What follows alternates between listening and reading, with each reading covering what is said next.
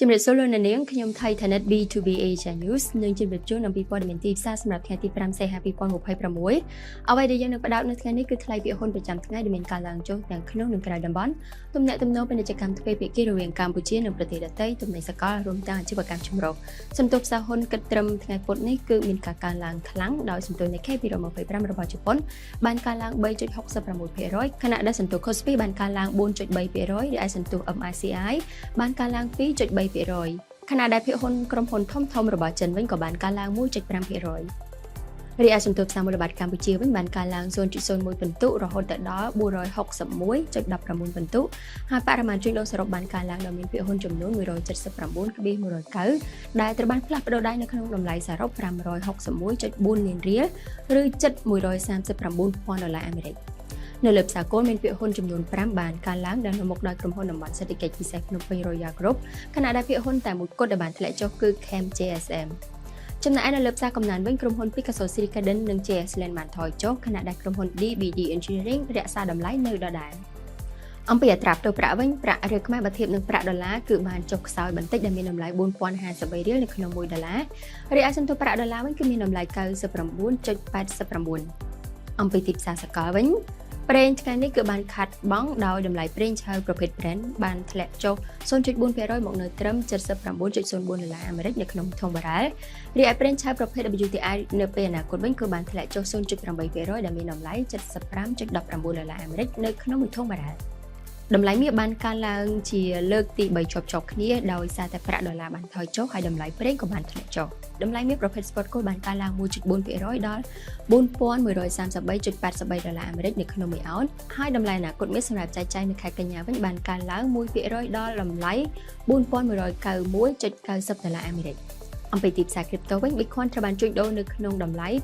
$64,299 អាមេរិកហើយការជួញដូរនេះគឺនៅក្នុងរយៈពេល24ម៉ោងចុងក្រោយហើយតម្លៃទាបបំផុតគឺ $63,410 អាមេរិកហើយតម្លៃខ្ពស់បំផុតវិញគឺ $64,435 អាមេរិកសូមបន្តទៅកាន់ព័ត៌មានពាក់ព័ន្ធនឹងអាជីវកម្មចម្រុះដទៃទៀតថ្នាក់ដឹកនាំមុខងារសាធារណៈអាស៊ាននិងអាស៊ានបូក3បានបញ្ជាក់ជាថ្មីនៅការបដិញ្ញាចិត្តរួមគ្នានៅក្នុងការកសាងសេវាសាធារណៈដែលឆ្លើយតប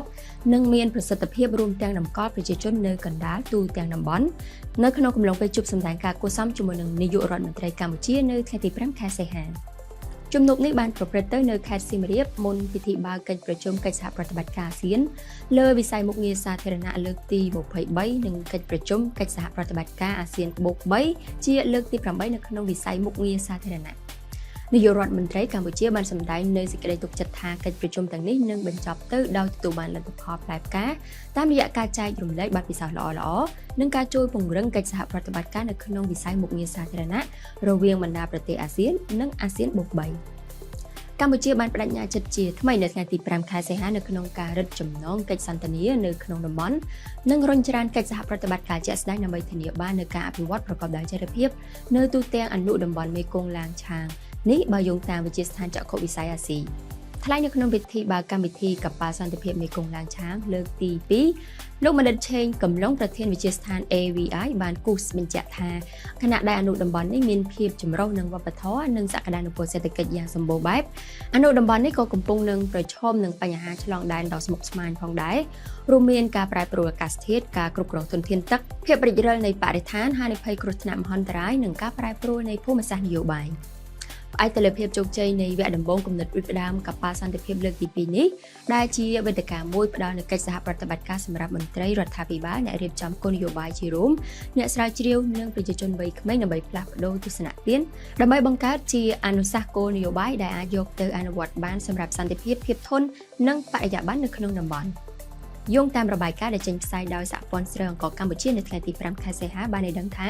ប្រទេសកម្ពុជាបាននាំចេញអង្ករចំនួន 770,000 តោននៅក្នុងរយៈពេល7ខែដំបូងនៃឆ្នាំ